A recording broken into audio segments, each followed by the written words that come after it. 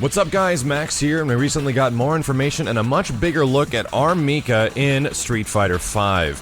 This character is definitely a little iffy on the radar of some, mostly because she was kind of just a fan service character back in the day. She wasn't exactly insanely fun to play in a lot of opinions, including myself, and she was kind of a kooky character back in Street Fighter Alpha 3, but now she looks freaking ridiculous. The changes they've made to our MIKA are drastic, and she appears to be one of the more fun characters in the game, which is also interesting considering that Ryu and Chun-Li were the first couple of characters, and as the game has progressively gone forward further and further, there is even more interesting gameplay mechanics being added. It's like they're getting a little bit more risky with how characters are designed and how they can handle the gameplay of these characters, because our MIKA as her V-trigger gets a freaking assist as her tag team partner. We were assuming this was going to be the case within the trailer, and it actually is, but the crazy part is that you have the ability to control what direction the assist comes in at. It can go from high, it can fly in from the left side of the screen where you are, and it also can be thrown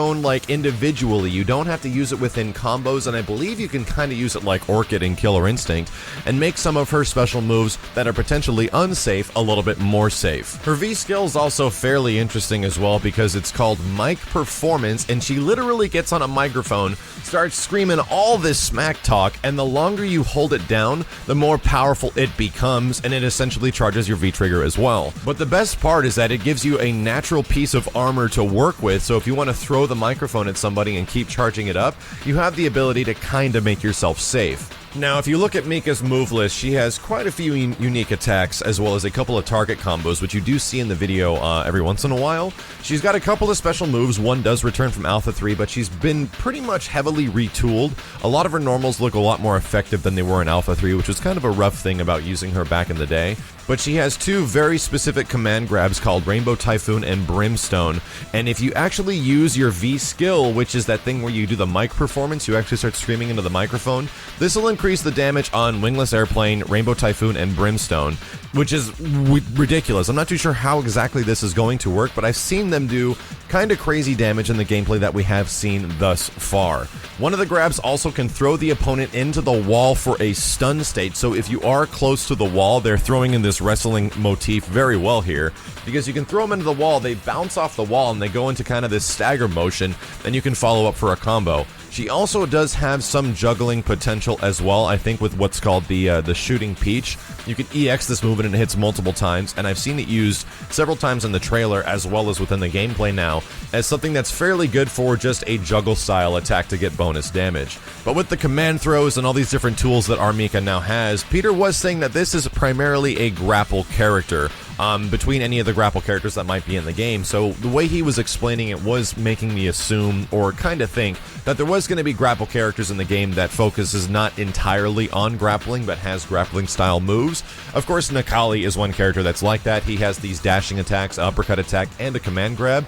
But I'm also hoping that this could potentially be leading towards the future that could be Alex.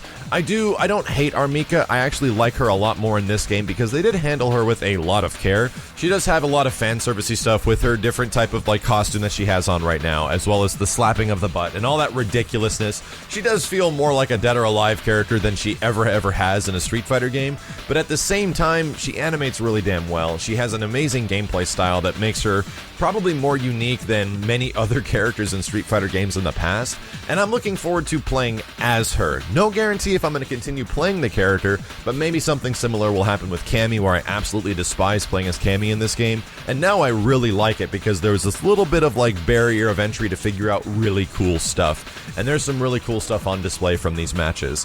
As always guys, let me know what you think of our MIKA within the gameplay that we have seen. I will give this girl a shot the next chance that I do get to play the game, which is most likely going to be at TwitchCon, but if you dudes are at PAX right now, I'm fairly sure she's completely playable on the show floor. Go ahead and try Vega, try Nakali, try Ken. Give all these characters a shot because we've only played so much within the beta so far, and the characters that have come out since then look dramatically different and possibly a lot more fun. As always guys, thank you a ton. I appreciate your comments about our MIKA below, and I'll be back as soon as possible for a full week of Street Fighter V, including those 3 characters I've played, including Nash, Ryu, and Cammy. Take care dudes, and I'll see you next time.